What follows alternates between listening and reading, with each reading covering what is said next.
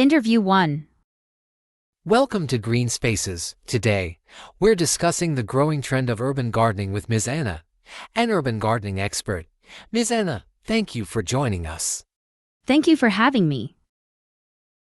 Urban gardening has become more popular in recent years, especially in large cities.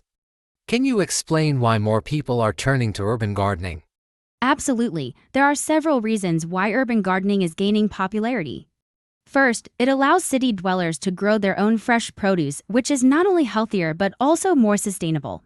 People want to know where their food comes from, and by growing it themselves, they can control how it's grown.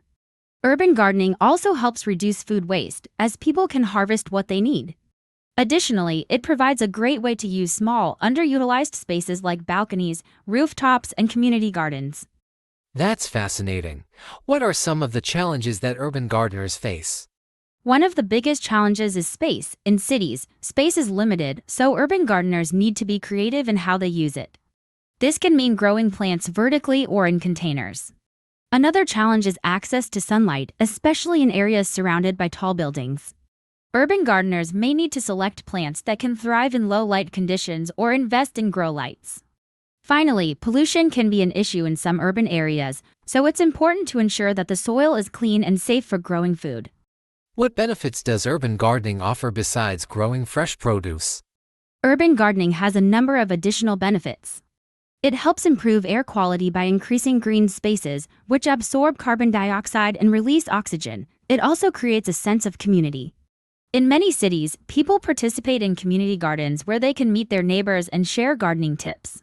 Finally, gardening has mental health benefits. It can be a relaxing and therapeutic activity, helping people reduce stress and connect with nature even in an urban environment. Interview 2. Welcome to Pop Culture Talks.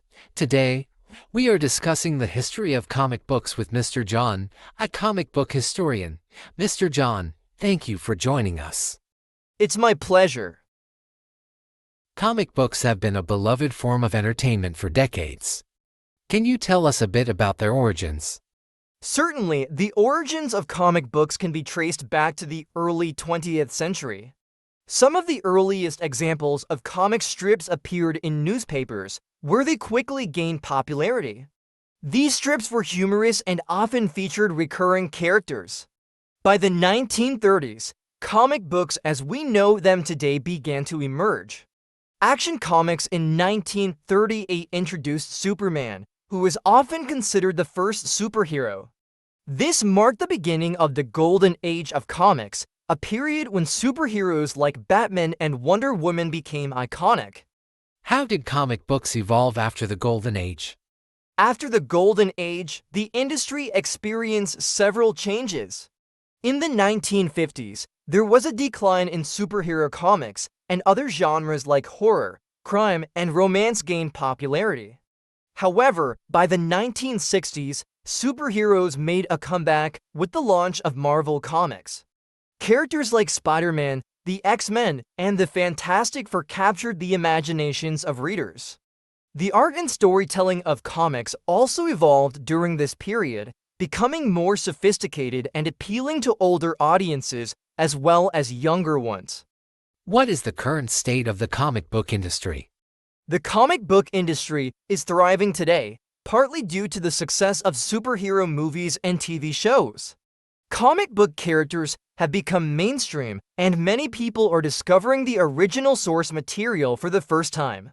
Digital comics have also become popular, making it easier for readers to access comics on their phones or tablets.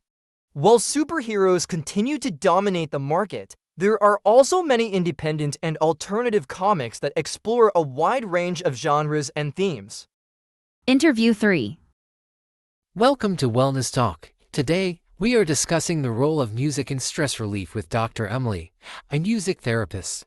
Dr. Emily, thank you for being here. Thank you for having me. Music has been used for centuries to help people relax and manage stress. Can you explain why music is so effective in relieving stress? Absolutely, music has a unique ability to affect our emotions and our physical state. When we listen to music, it can slow down our heart rate, lower blood pressure, and reduce levels of stress hormones like cortisol. Music also stimulates the production of dopamine, a neurotransmitter that promotes feelings of pleasure and relaxation. Different types of music can have different effects, but generally, slow, calming music is the most effective for stress relief. What kinds of music are best for reducing stress? As I mentioned, slow and calming music, such as classical music, nature sounds, or ambient music, is typically best for reducing stress. However, it's important to note that the type of music that works best can vary from person to person. Some people find that listening to their favorite songs, regardless of the genre, helps them feel more relaxed. The key is to find music that resonates with you personally and makes you feel calm and centered. Can music therapy be used as a form of treatment for stress-related conditions? Yes, music therapy is often used as a treatment for stress, anxiety, and even depression. In music therapy sessions, a trained therapist works with clients to use music in a therapeutic way. This can involve listening to music, playing instruments, or even composing music. The goal is to use music as a tool to help clients process their emotions, reduce stress, and improve their overall mental well-being. Music therapy can be particularly helpful for people who find it difficult to express their emotions verbally.